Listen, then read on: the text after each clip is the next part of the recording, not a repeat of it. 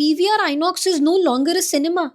Wait till you hear the full story. Welcome to day 20 of 100 days of sector snippets. Since 2019, the number of tickets cinemas are able to sell have been consistently falling from 146 crore in 2019 to just 86 crore tickets in 2024.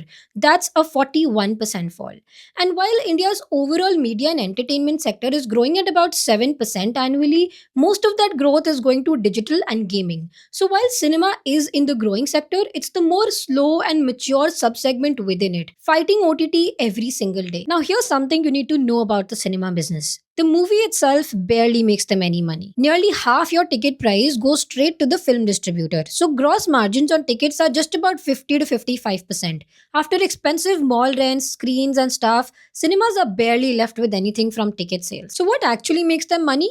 That overpriced popcorn and that 200 rupees Pepsi. Basically, food and beverage. Food and beverage has about 75 to 80% gross margin, nearly double of what tickets make. For the longest time, F&B was just a side business, higher margins but a smaller revenue share. Now that equation is completely flipping. Today, 32% of PVR Inox total revenue comes from just F&B. In fact, by its F&B revenue alone, PVR is directly competing with the biggest QSR chains in India like Burger King and McDonald's.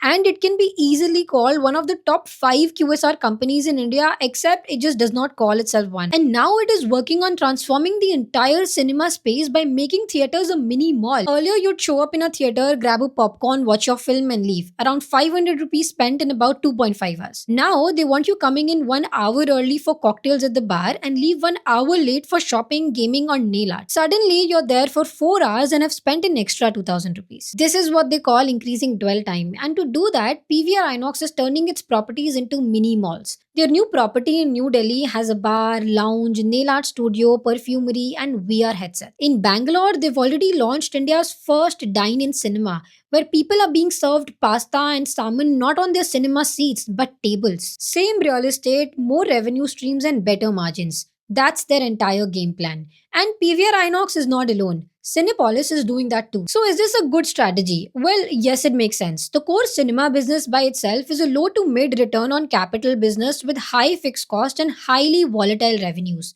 1 quarter of bad content and your numbers collapse. The cinema as we knew is changing. The chains that will survive won't just sell you a movie, they'll sell you an entire evening. And for more sector snippets, keep following.